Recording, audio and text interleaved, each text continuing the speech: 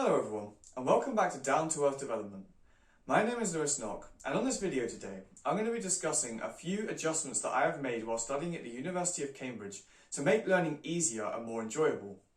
In my previous video, I spoke about a few revision techniques which I have used to boost my academic performance at Cambridge, and hopefully by putting these two videos together, I can give you a way to make your learning process more effective and more enjoyable. So let's jump straight in. So the first thing I'm going to talk about on this list is something that I think is the most important, at least for me, when trying to sit down and get some studying done, and that is the environment in which you study. Your environment is a direct reflection of your mind. So if your environment is messy, then it's likely your thoughts will be messy too, and studying and concentrating will be a lot harder. So I like to break it down to three categories, which I deal with one at a time, these being sight, sound, and smell. So for the first thing on this list, you need your environment in which you study to be very attractive, and by that I mean it needs to be clean, very presentable, and not filled with distractions. So what I like to do is clean up my environment a bit, organise my papers, throw away any clutter or any rubbish, and make sure that in my peripheral vision also, there's not lots of things that I can get caught up on and look at. Something else I like to have as well is direct sunlight if possible, and if not, using natural lighting, because the vitamin D from the sun really wakes me up and it helps me focus and concentrate throughout the day.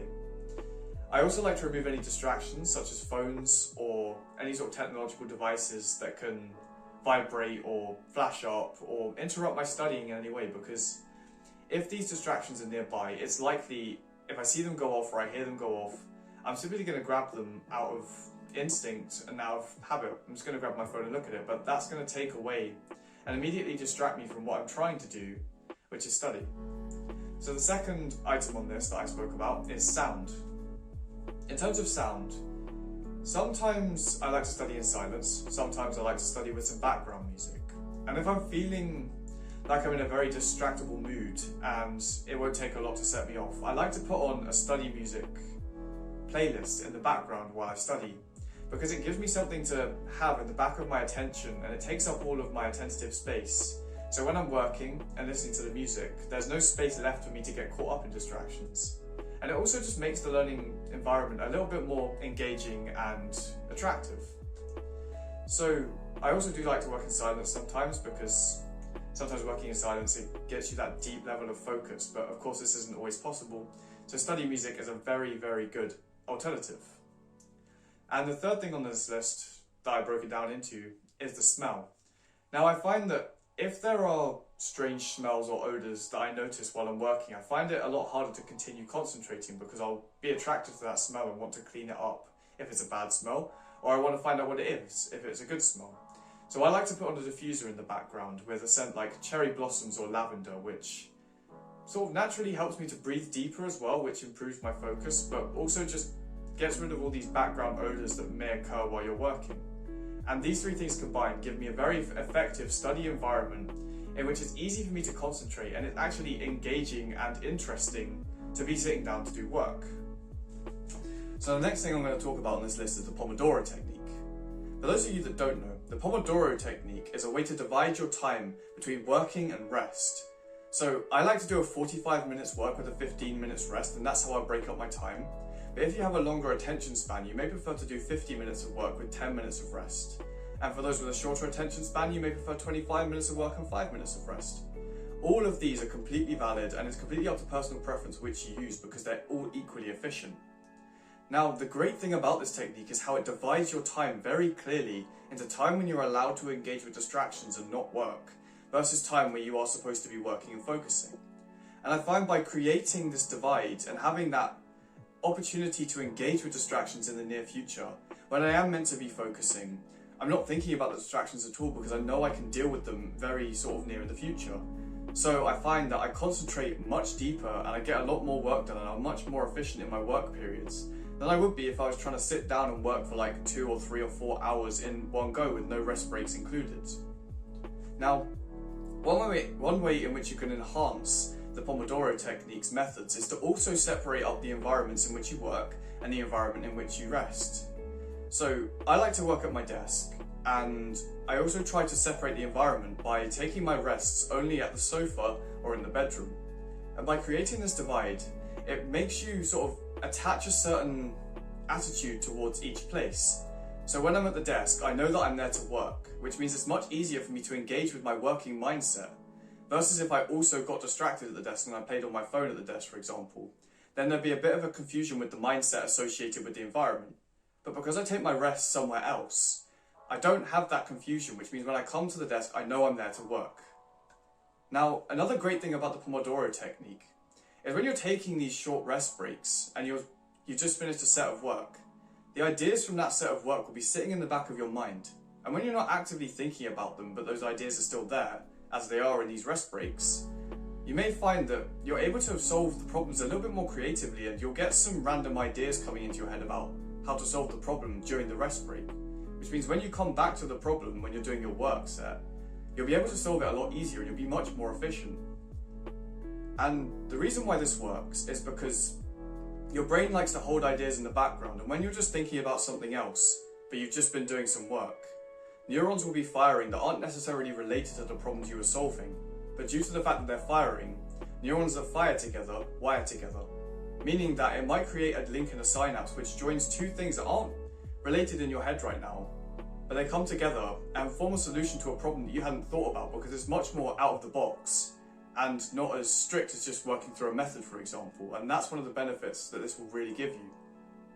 Not only that, when you're taking these active rest breaks, it means you're much less likely to experience exhaustion or fatigue or burnout during the day, because rather than trying to force yourself to sit down for a very long extended period of time, which the human body is not used to, and honestly it doesn't really enjoy that kind of thing, it likes to be up and moving.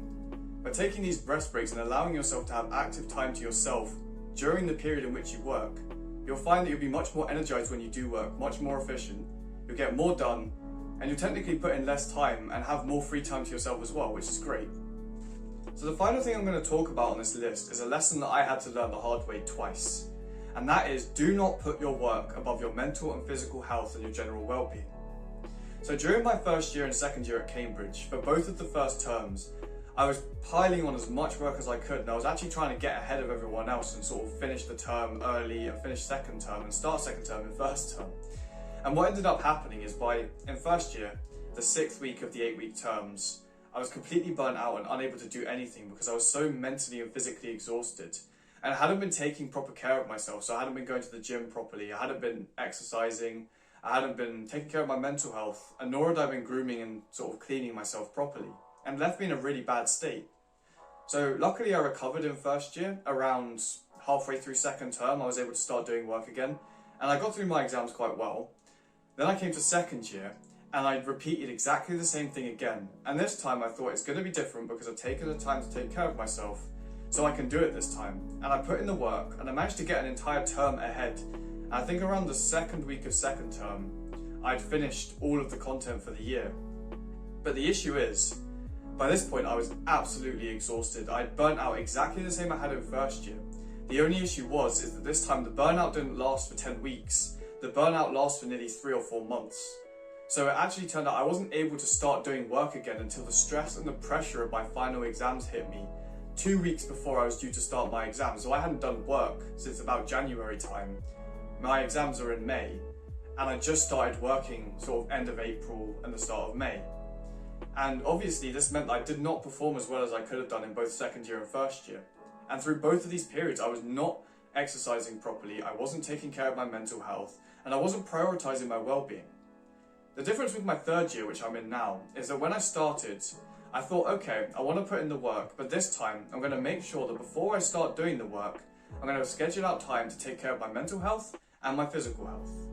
I've been seeing a counsellor regularly, and I've been engaging in a lot of activities such as meditation and a lot of self-development programs to try and improve my mental health, and it really has helped. So rather than this year suffering from a burnout period, I've managed to make it throughout the entire 2 terms and the half term of third term that's just gone by. And I've yet to burn out, and I've been able to consistently do work because I've taken the time already to make sure my mental health is in a good place and I can manage the workload. So now I'm coming up to my exams. I've spent the whole year working hard and making sure that I know the content, and I feel a lot more prepared than I did when I was trying to put the work above the mental health. In this video today, I've talked about how you can use your environment, the Pomodoro technique and prioritizing your mental health and well-being to ensure you are the best, most efficient student that you can be while still enjoying the process. If you're looking for any specific tips on how to revise for your exams, then check out the video I have now where I will cover the techniques I'm using as a Cambridge student in my final year to achieve well in my exams. Thank you everyone who has watched this video. I really appreciate you all, and do leave me a comment if you have any further questions about anything in this video or any self-development questions in general, and I'll get around to answering them as soon as I can. If you enjoyed the content, please leave a like and subscribe as it helps me out a bunch. I really appreciate you all, and I'll see you in the next video. Goodbye.